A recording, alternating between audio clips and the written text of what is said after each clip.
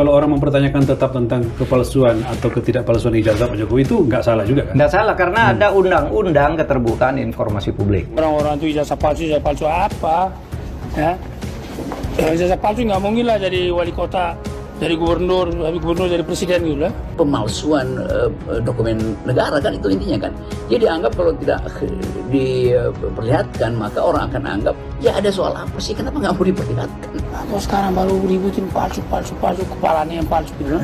Katanya sudah ada ormas grip ya di sana. Apanya si Hercules kalau nggak salah. Tadi saya diinfokan supaya mundur dari TKP karena nanti perlawanan kita nanti bukan perlawanan otot ya, perlawanan otak nanti di pengadilan. Ini loh malu deh kita ini, negara kok dikerjain oleh preman-preman kayak gitu. Ini martabat negara. Dan ketika pemalsuan ini digunakan oleh seseorang untuk mewakili Indonesia di panggung dunia, maka itu bukan sekedar kebohongan personal, itu adalah penghinaan terhadap bangsa. Hensa menegaskan bahwa masih banyak permasalahan dalam negeri yang kini belum selesai. Hendry Satrio juga membuat polling di akun X-nya @satriohendry yang mempertanyakan dampak jika ijazah Jokowi di UGM terbukti palsu.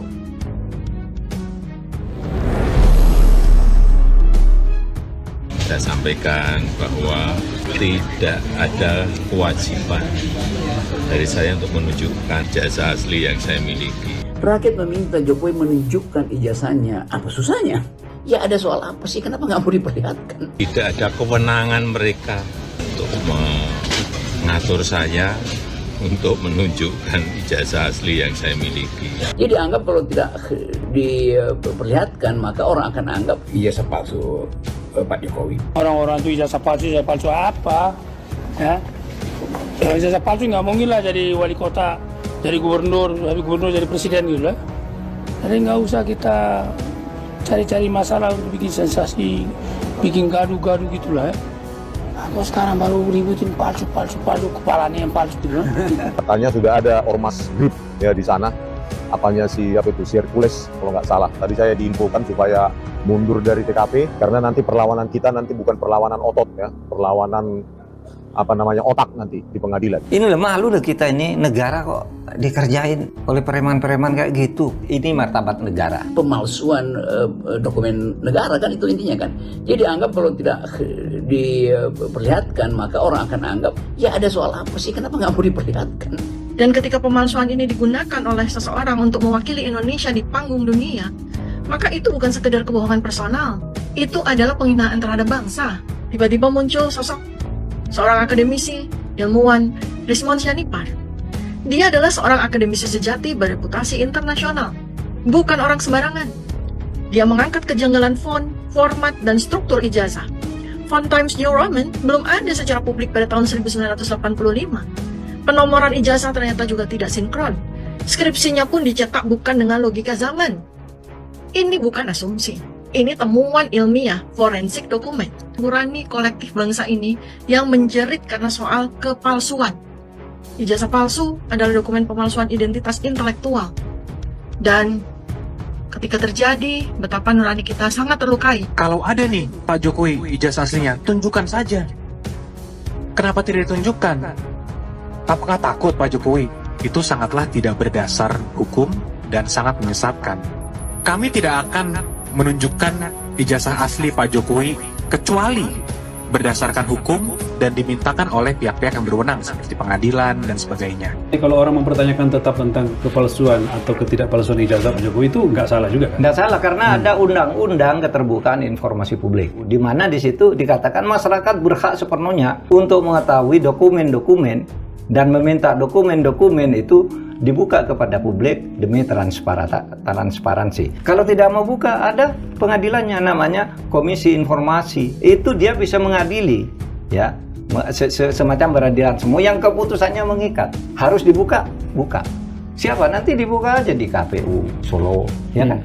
Dulu daftar pertama KPU Solo. Wali Kota Solo. Ketika namanya masih Dr. Andes Joko Widodo. sesudah jadi presiden juga ada ijazahnya lagi kok. Jadi menjadi insinyur Joko Widodo. Itu semua kan nanti bisa dibuka ke publik. Apa yang sebenarnya terjadi? Ya, juga saya sampaikan kalau ijazah asli itu diminta hakim, diminta pengadilan untuk ditunjukkan, saya siap untuk datang dan menunjukkan ijazah asli yang ada. Ya, tapi hakim yang meminta, pengadilan yang meminta, karena ini sudah menjadi fitnah di mana-mana, pencemaran nama baik. Saya mempertimbangkan untuk melaporkan ini, membawa ini ke ranah hukum. Pembuktian hukum, buat apa pembuktian hukum kalau Pak Jokowi bisa datang secara elegan bilang ini ijazah saya, selesai masalah kan? Jadi diputer-puter sehingga timbul kegaduhan. Nah, ini akan berakibat eskalasi antara mereka, para pendukung Pak Jokowi tentu masih banyak, tapi masyarakat sipil juga yang menginginkan keterus-terangan moral itu juga makin lama makin banyak yang berupaya untuk mengingatkan kembali bahwa masalah ini adalah masalah kita sebagai bangsa yang akan disorot oleh internasional, akan disorot oleh generasi yang akan datang, buat tidak pernah diperlihatkan ijazah asli. KPU bisa bilang udah ada mana. Sudah sangat jelas, kemarin di UGM juga sudah memberikan penjelasan yang gamblang dan jelas. Dalam kapasitas kami, UGM adalah memberikan informasi bahwa Joko Widodo itu tercatat dari awal sampai akhir melakukan tridharma perguruan tinggi di Universitas Gadjah Mada, dan kami memiliki bukti-bukti, surat-surat, dokumen-dokumen yang ada di Fakultas Kedokteran. Fakultas Kehutanan, maaf, jangan keliru nanti. Fakultas Kehutanan. Seharusnya UGM tidak perlu terlibat di urusan itu. Ya, tapi nanti kita bisa bahas. Karena UGM itu yang mengeluarkan ijazah, bukan yang memalsui ijazah. Iya kan? UGM tinggal mengatakan, loh saya sudah mengeluarkan dulu ijazah ini. Gitu. Tinggal Pak Jokowi menjelaskan berhubungan sama orang yang mempertanyakan itu. Kok sampai hilang dan sebagainya. Sebenarnya UGM kan tinggal ini saya sudah selesai, gitu aja. Jadi di dalam konteks ini bukan soal membela siapa, tidak. Tapi bahwa kami dalam posisi ini adalah menjelaskan sebagai sebuah lembaga yang memiliki dokumen ini mahasiswa kami dulu atau tidak dan lulus atau tidak. Itu sudah kami jelaskan, dan Joko Widodo itu lulus pada November ya, 5 November 1985 sesuai dengan catatan dokumen Fakultas Kehutanan. Kalau kita lihat dari sudut UGM, maka tidak ada perubahan posisi dari UGM. Kendati tekanan bahkan dari alumnus dan guru-guru besar UGM. UGM tetap konservatif, membela, mengalihkan pusat perhatian, membantu untuk menjelaskan duduk perkara akademis ini. Jadi UGM bersifat konservatif. Sebaliknya, masyarakat sipil mengambil langkah yang makin dramatis itu. Pergi geruduk UGM dan hari ini akan pergi ke Solo, ke rumah Pak Jokowi. Jadi UGM bersifat konservatif, sementara rakyat bersifat progresif. Bahwa di UGM itu ternyata hanya 3 orang yang bisa masuk, termasuk Pak Rismon dengan Pak Roy Suryo yang sering di podcast Sentana, dan satu lagi Dr. Tifa. Sebenarnya awalnya berapa orang sih yang pengen masuk gitu? Harusnya kan ada TPUA yang ikut masuk. Kenapa nggak dikasih masuk? Jadi awalnya cuma 5 orang, ya. Terus tim TPUA bersurat supaya minta setidaknya 20 orang. Ya. Nah, tetapi tim TPUA sepertinya ada insiden yang membuat mereka delay. Ada kecelakaan di depannya, jadi delay mungkin 6 jam. Akhirnya tidak datang tepat waktu di jalan ya. Jadi yang akhirnya cuma kami bertiga. Saya, Dr. Roy Suryo dan Dr. Tifa. Nah, ternyata di dalam itu sudah banyak orang. 16 orang ya kata Pak Roy Suryo. Kalau saya sih belasan sampai 20 mungkin gitu ya. Tapi exactly kayaknya dihitung Pak Dr. Roy Suryo 16. Nah, di situ ada siapa, Pak? Wakil rektor, ada 2 orang kalau nggak salah, terus pejabat-pejabat lainnya. Terus sisanya di barisan belakang, 2 baris mereka. Di barisan belakang itu ada teman-teman alumninya. Gitu loh. Saya bingung ngapain mereka ada di pertemuan itu kan? Ya. Kita bingung. Sebenarnya mereka nggak berhak sebenarnya ada di situ. Ya, mereka kan tidak mewakili UGM, bukan fakultas atau apa namanya dosen atau apapun, kan mereka tidak ada di kapasitas itu.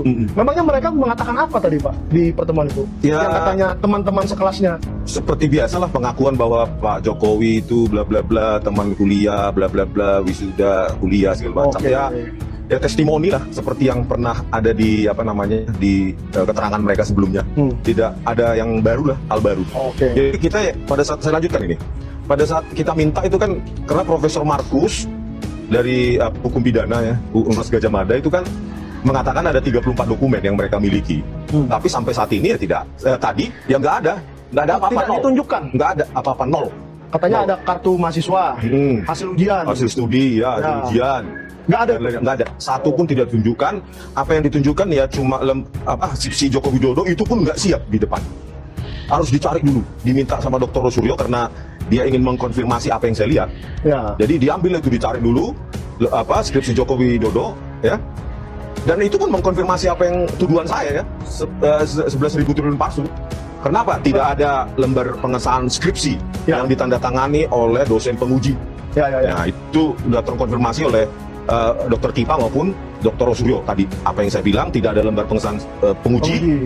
Terus ketikan itu sangat modern, dengan cetakan yang sangat modern, dan kertas yang jauh lebih mudah daripada batang tubuh, mulai dari Prakata itu.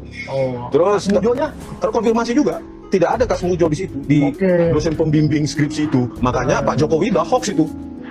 Terkonfirmasi tadi hoax, yang menyebarkan hoax. Kenapa? Karena tidak ada di situ, diakui oleh para pejabat rektorat UGM, ya. Itu memang Pak Kasmujo bukan pembimbing skripsi dari Joko Widodo, dan diakui katanya pembimbing akademik. Tanya, itu pun tidak ada dokumen yang menyertainya. Menunjukkan itu. Iya. Wah, gitu. Berarti yang 34 barang itu tidak ada, skripsinya tidak disiapkan, dan harus dipaksa dulu, tanda kutip ya, harus didorong dulu supaya mereka mau mengambil itu. Iya, skripsi yang sudah saya lihat tadi. Ya, itu juga karena sudah pernah Bapak lihat sebelumnya, makanya mereka ya memang udah ada kok, udah pernah ada yang lihat, ya udah kasih lihat aja. Mungkin itu kan diskusi di belakang layar ya. Tidak ada yang 34 dokumen yang diakui oleh Profesor Markus itu dimiliki oleh UGM. Malah kita minta ini secara tidak verbatim ya, word by word, kata demi kata saya lupa, tetapi saya karena emosi saya naik tadi, ya perihal dengan ketidaksiapan mereka dengan dokumen-dokumen, ditanya, memang kalian siapa? Gitu. Wah, gitu. Anda siapa? Kan gitu. Anda tidak berhak untuk meminta kami bukti, katanya gitu. Terus di sini ngapain? Itu wakil rektor yang bicara itu. Oh nggak salah ada sekretariat di sekretariat di sekretaris di Universitas Gadjah Mada itu mengatakan ya keras juga suaranya. Kalian siapa? Anda siapa? Ya. Ini kan hanya silaturahmi. Betul. Bukan, kami tidak harus untuk menyediakan bukti-bukti yang diminta itu. Ya udah.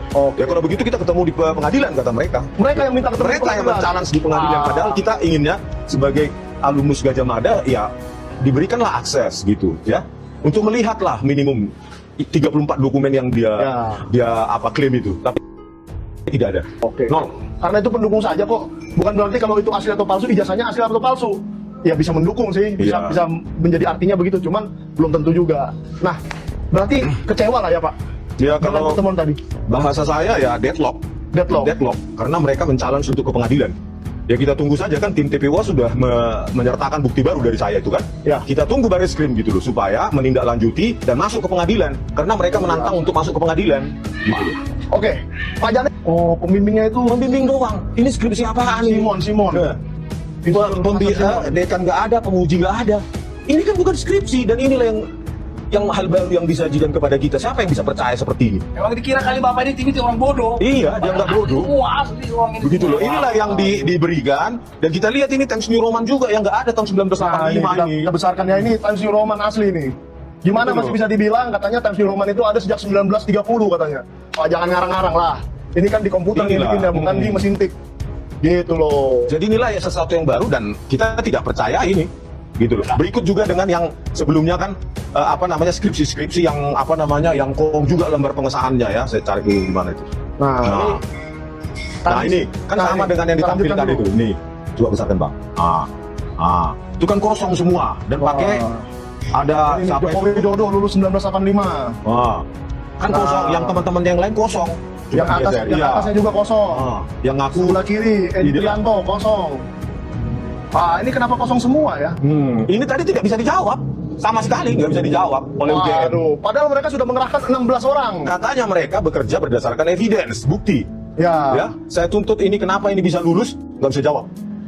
Wah, sekelas UGM nggak bisa jawab ini. Tapi yang mengatakan dan menjawab semua itu atas nama UGM ya Pak? Ini tadi wakil rektor bidang Atas nama orang akademik. juga. Iya. Akademik. Iya. Ternyata ikut juga semua yang terlibat semua itu. Iya, makanya saya bilang nggak bisa jawab. Ya. Sigit, salah satu yang saya bilang tadi di dalam itu, Sigit Harwinarto, lulus kehutanan 1985. Datang dia tadi, Pak? Nggak ada. Oh, nggak Dan datang, ini ya? kosong, lembar pengesahannya kosong, tidak ada tanda tangan penguji, pembimbing, baik dekan, dan dia sekarang sudah profesor di Universitas Mula Warman, Kalimantan Timur, profesor doktor. Skripsinya kosong begini.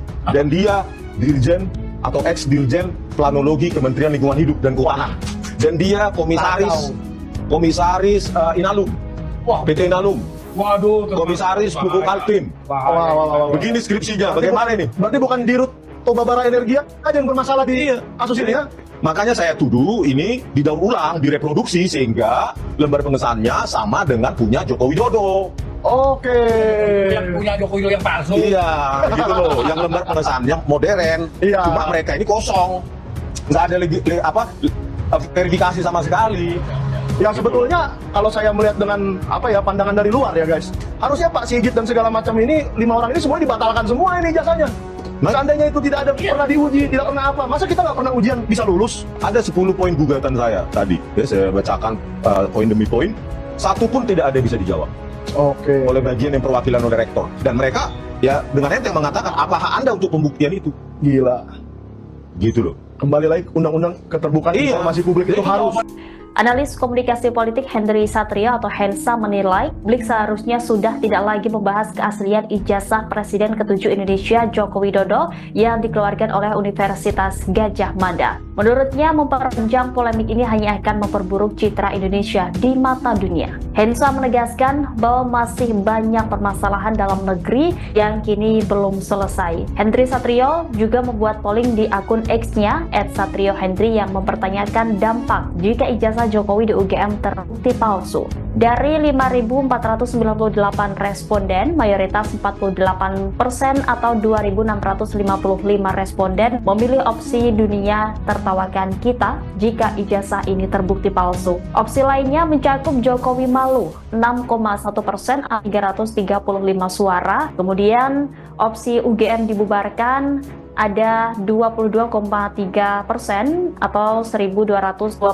suara, dan Jokowi mesti kuliah lagi 23,3% atau 1.282 suara. Hensa pun lihat isu tersebut sudah tidak perlu dibahas lantaran pihak kampus yaitu UGM sudah berkali-kali mengklarifikasi ini. Ia pun mempertanyakan pihak yang kembali isu tersebut sebab menurutnya masih banyak isu yang lebih penting, misal soal korupsi hingga ratusan triliun dan ekonomi negara yang masih belum pasti aman. Menurutnya isu ini terus hidup akibat polarisasi politik yang masih tajam di masyarakat, yang menilai masih banyak kelompok yang belum puas dengan warisan politiknya. Hensa pun meminta publik agar tidak sibuk dengan hal-hal kecil sehingga tantangan besar yang sedang dihadapi malah dilupakan.